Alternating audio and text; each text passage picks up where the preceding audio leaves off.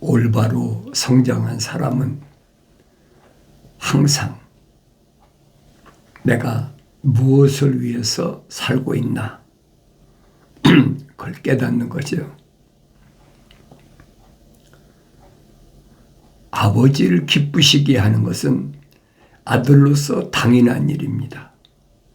그것이 무슨 상급을 받고 어떤 뭘 바라고 하는 것이 아니죠. 그건 어렸을 때는 그런 마음을 갖잖아요.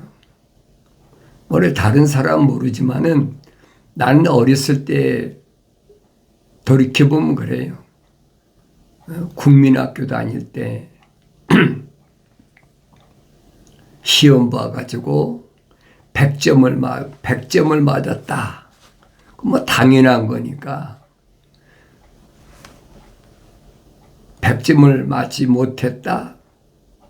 그 이상한 거예요.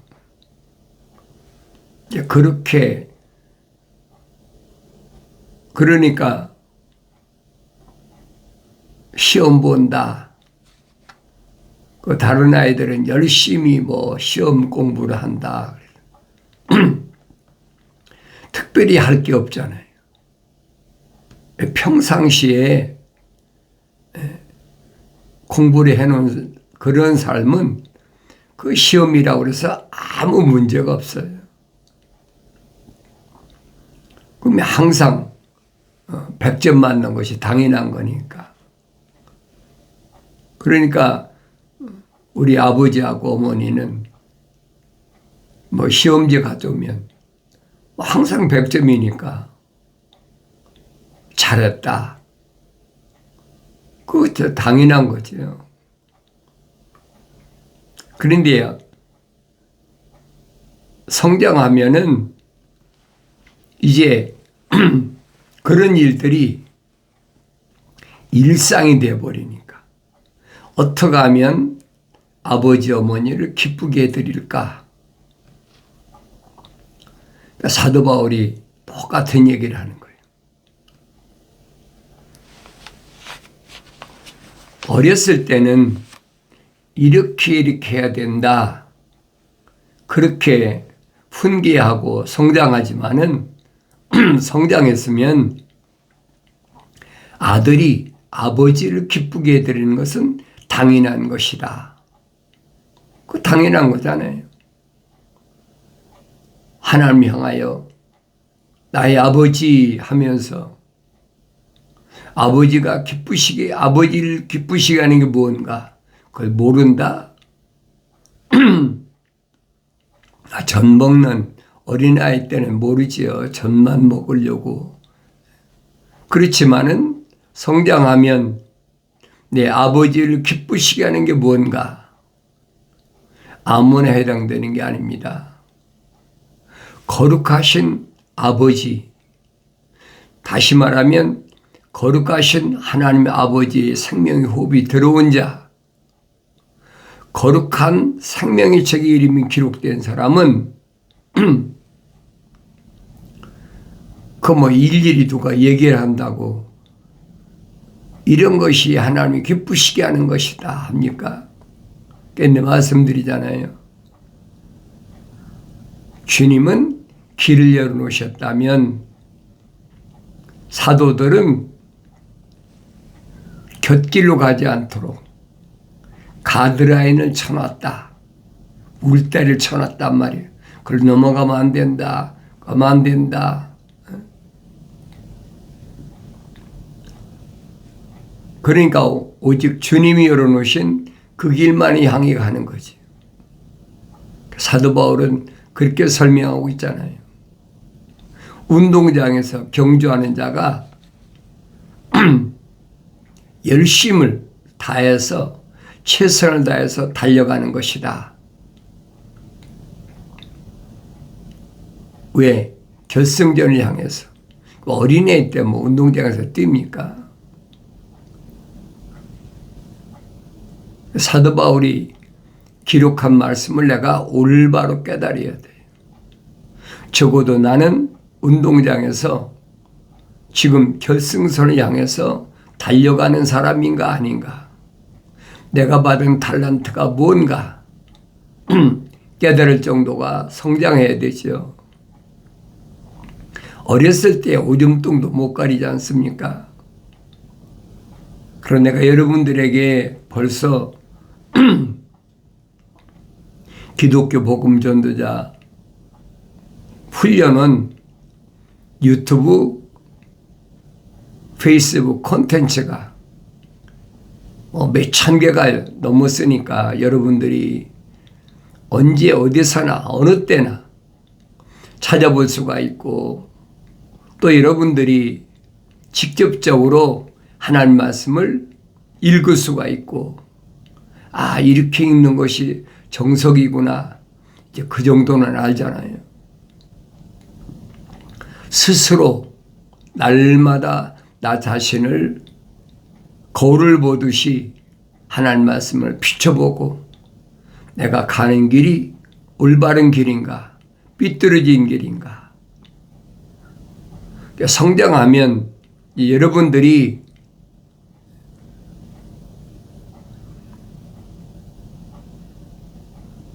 하나님의 말씀을 증거할 수 있는 데까지 성장해야 된다. 주님이 오실 때 젖먹이는 자와 아이 뵌 자가 화가 있다 하신 말씀을 기억해야 돼요. 주님이 오실 때까지 아직도 젖을 먹이고 아이가 뵌 상태에서 해산하지 못했다, 그런 사람이 화가 있다는 거예요. 부지런히 각자가 받은 사명이 다 다릅니다. 항상 말씀드리잖아요. 다른 사람을 쳐다보지 말라는 얘기예요. 하나님의 말씀과 나는 1대1이에요. 분명히 천사가 모세에게 나는 아브라함의 하나님, 이삭의 하나님, 야곱의 하나님이다. 각자가 사명이 다 달라요. 아브라함으로서의 사명, 이삭으로서의 사명, 야곱으로서의 사명이 다르다 이 말이에요. 하나님의 아들이 분명히 선포하시잖아요. 나는 아버지께서 정해놓으신 대로 왔다가 정해놓으신 대로 간다. 그게 정석이거든요.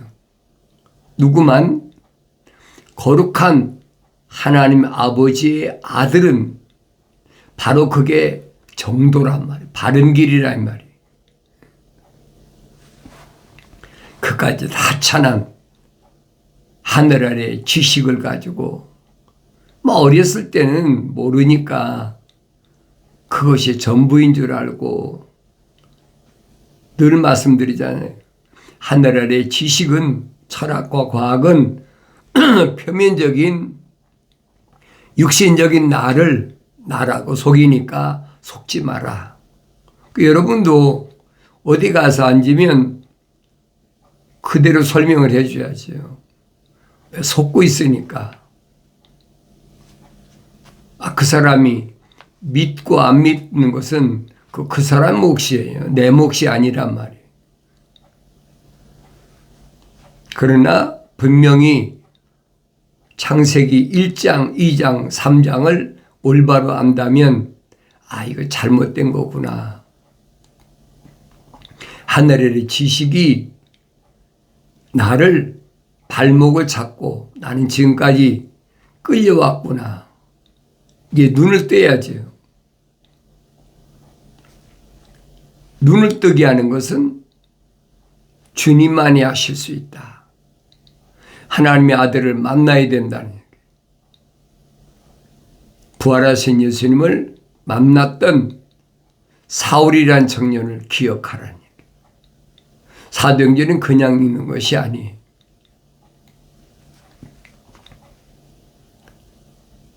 주님을 만났을 때 어떤 삶이었나, 아나니아 선지자를 통해서 3일 동안이나 금식하고 회개한 바울에게 안수할 때 아나니아 선지자는 분명히 설명해 준 형제 사울아, 너는 하나님의 아버지께서 이방인에게 복음을 전하라고 준비된 그릇이다. 사울의 정체성을 밝혀주고 있잖아요. 그건 사울로 끝나면 안 된다는 거예요. 나는 나라의 정체성을 찾아야 될 거 아닙니까? 하나님 아버지께서 왜 나를 부르셨나? 아들이 아닌 내 아버지께서 부르십니까? 내 아들아 부르실 때는 하나님 아버지의 거룩하신 사랑의 생명이 들어왔으니까 부르시는 거죠. 아버지의 음성을 들을 수 있을 만큼 성장해야 된다. 성장하고 나면 이제는 아버지를 기쁘시게 하는 삶을 살아야 된다. 사도들을 통해서 하나님의 아버지를 기쁘시게 하는 건 뭐냐? 믿음이 없이는 하나님의 아버지를 기쁘시게 할 수 없다. 그 믿음이 없으면 하나님의 아버지를 기쁘시게 할 수 없다는 말은 약속을 받은 자를 가리키는 거예요. 언약을 받은 자, 계명을 받은 자. 명령에는 반드시 약속이 있고 약속에는 반드시 명령이 있잖아요.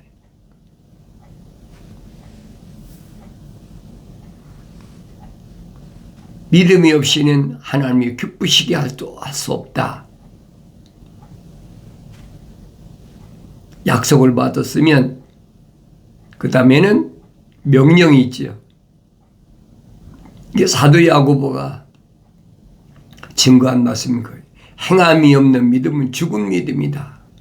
약속만 받으면 뭐합니까? 약속을 믿었으면 행함이 있어야 되지. 따로 명령과 약속은 따로 떨어져 있는 것이 아니에요. 그래서 성경엔 짝이다. 너희는 주의 책을 찾아 읽으라. 찾아 읽으라. 자세히 읽어보라. 명령이잖아요. 그것들 중에는 하나도 부족한 것이 없다. 부족한 것이 없다는 말은 빠진 것이 없다는 얘기예요.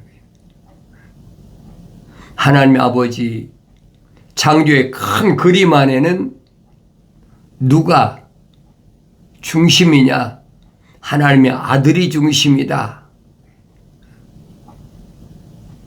6천년의 하나님의 창조의 그 계획 속에는, 그림 속에는 하나님의 아들이 중심이다. 그럼 2000년 전에 하나님의 아들이 육신 입고 오셨다. 그 기정사실 아닙니까? 유대인들은 하나님의 아들이 하나님을 향하여 아버지라고 부른다.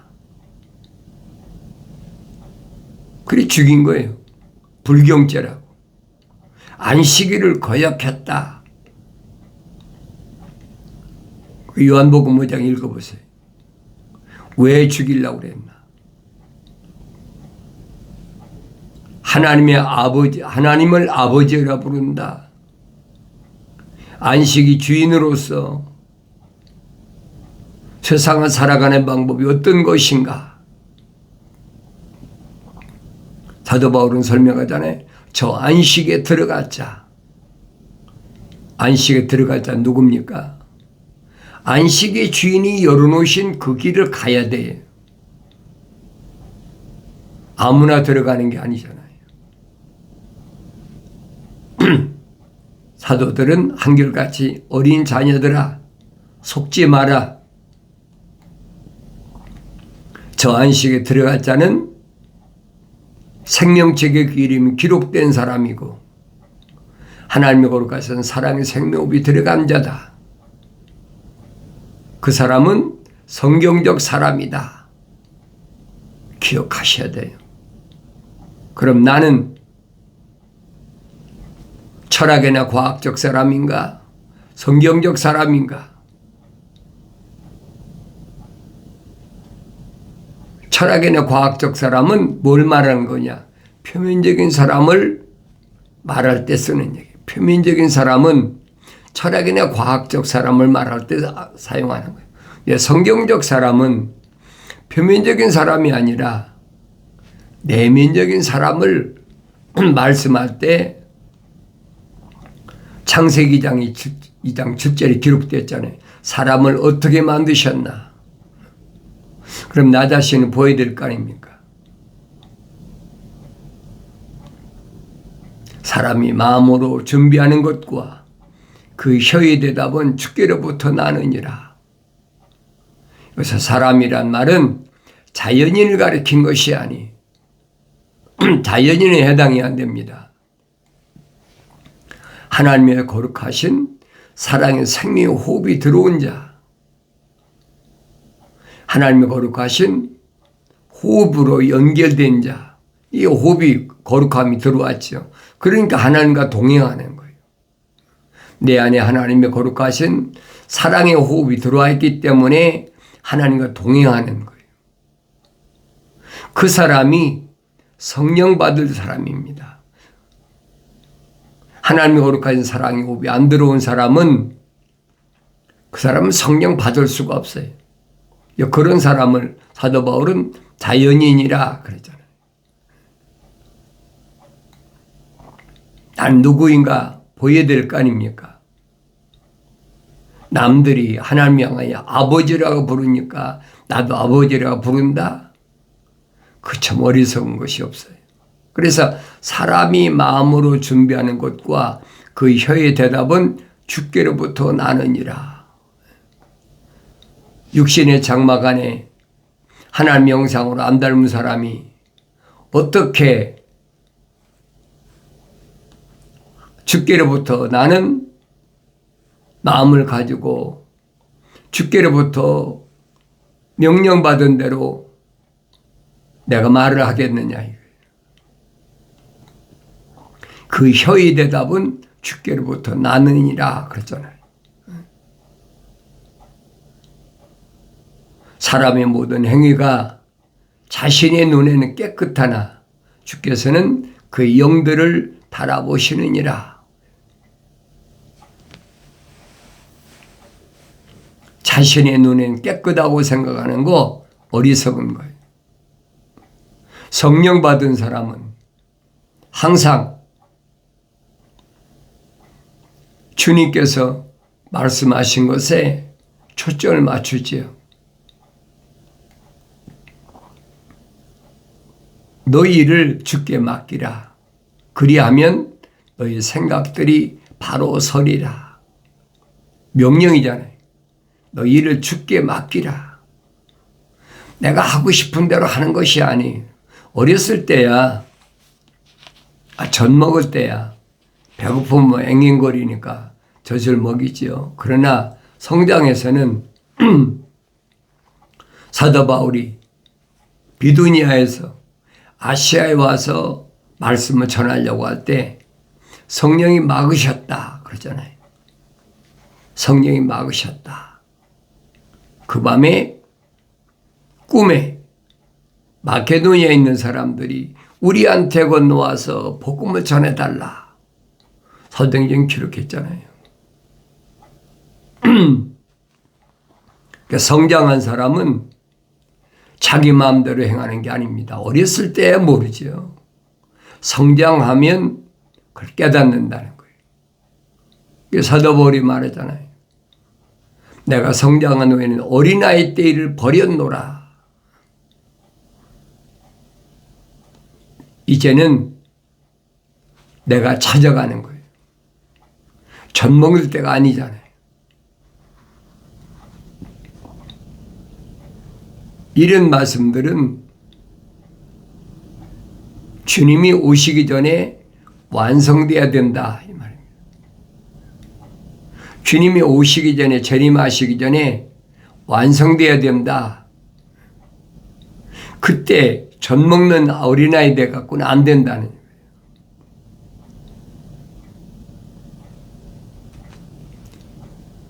내가 하나님 말씀을 들을 수 있는 기회가, 또 성장할 수 있는 기회가 언제인가?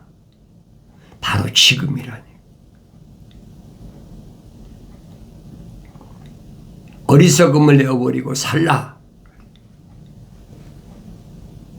나는 성령이 인도하심을 받는 사람인가? 그 성장해야 성령이 인도하심 받죠.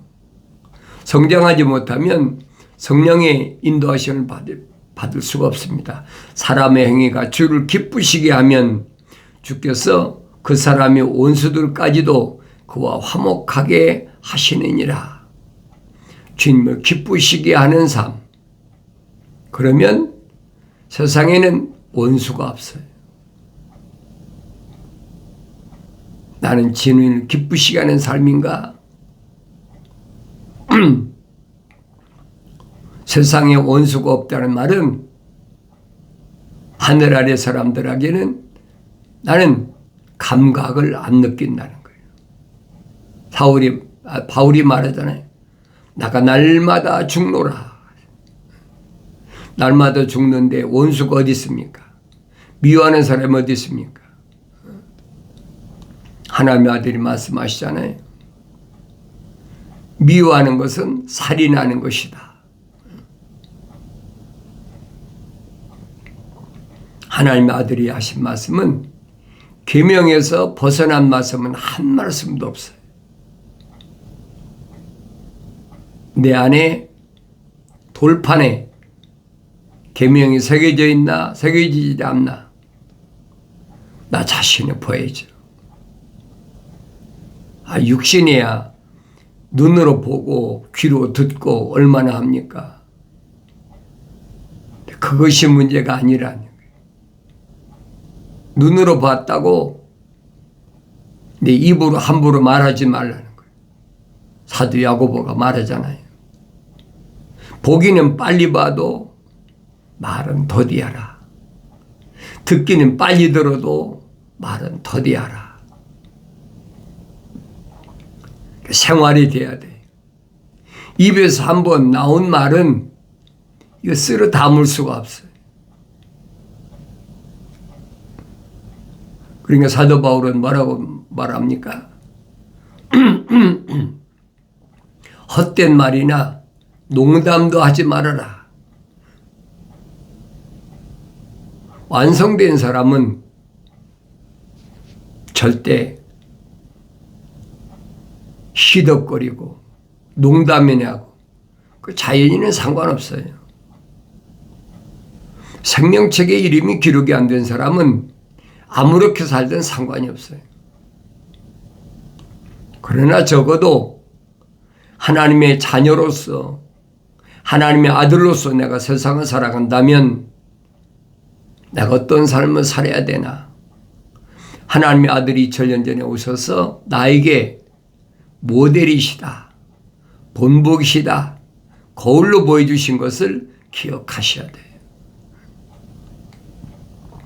뭘 먹을까, 입을까, 마실까 염려하지 마라.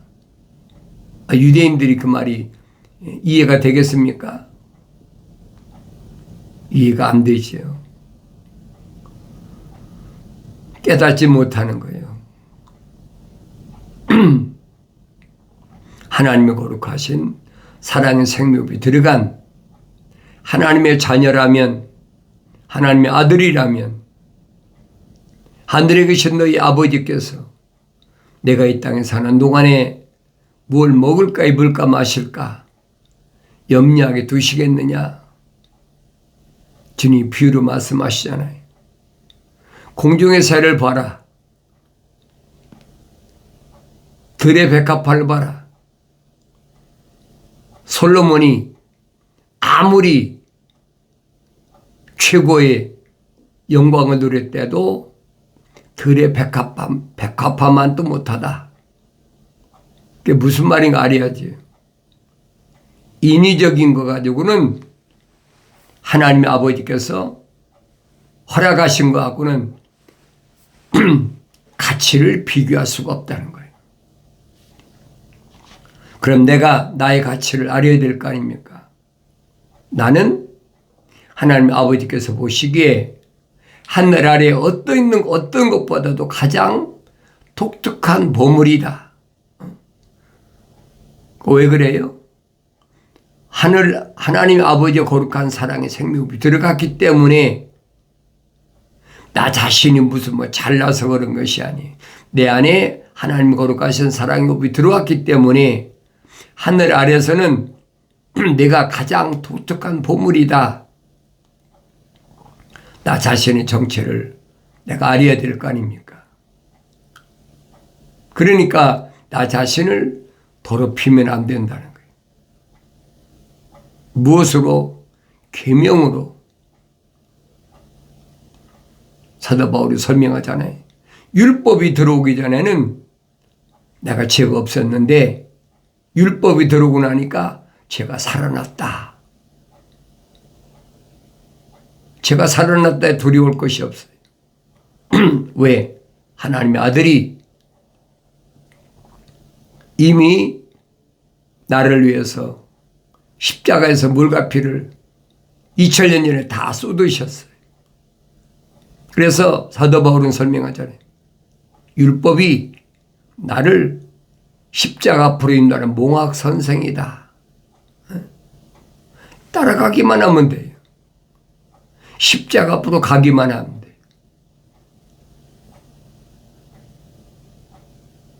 목에다 십자가 걸고 다니라는 얘기가 아니에요, 여러분. 올바로 하셔야 돼요. 십자가를 선포하는 겁니다. 십자가를 선포하는 것이 멸망을 받은 사람들에게는 어리석게 보인다. 미련하게 보인다. 그러나 구원을 받는 우리에게는 하나님의 능력이다.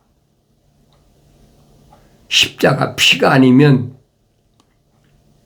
하늘의 구름 같은 내 허물과 죄를 사할 수가 없어요. 항상 내 마음속에 주님이 열어놓으신 그 길을 따라가면서 주님이 하신 말씀을 기억해야 돼요. 내가 날 따라오려고 하느냐? 나는 내 십자가를 지고 하니까 너는 내 십자가 지고 나를 따라와라. 분명히 말씀하시잖아요. 주님이 내 십자가를 져주신 것이 아니에요. 기억하셔야 돼요. 하나님의 아들로서의 십자가가 각자가 다 다른 거예요. 2000년 전에 하나님의 아들이 독생자가 오신 것은 생명책의 이름이 기록된 자들의 죄를 사하기 위해서 십자가에서 물과 피를 다 쏟으신 겁니다. 이건 하나님의 아버지께서 정해놓으신 거예요. 나는 그 주님을 따라가기 위해서 내가 져야 될 십자가가 있어요. 그 십자가가 뭔가 생각해야지. 책망 들었으면 징계가 반드시 옵니다. 그 징계를 싫어하지 말아야 돼. 그 당연한 거예요. 그 내가 될 십자가예요. 피할 수가 없는 겁니다. 주님 따라간다면 당연한 거죠. 사람의 마음이 자기 길을 계획하나 주께서 그 걸음들을 인도하시느니라. 주께서 인도하시는 발걸음, 그 발걸음은 아버지 집을 향하는 발걸음입니다. 나는 길이요 진리요 생명이다. 나로 말미암지 않고는 사람이 아무도 아버지 집에 올 자가 없다 하신 말씀을 기억하셔야 됩니다. 천국의 신비를 올바로 아는 사람이라면 주님이 열어놓은 좁은 길을 가는 거예요. 다른 사람이 오든 안 되든 많은 사람이 가든 안 가든 상관이 없어요. 나만이 가야 될 길, 영원한 생명의 길, 나의 책망을 듣고 돌이키라. 보라 내 영을 부어서 내 말들을 알게 하리라. 약속하신 말씀이 반드시 이루어지길 바랍니다.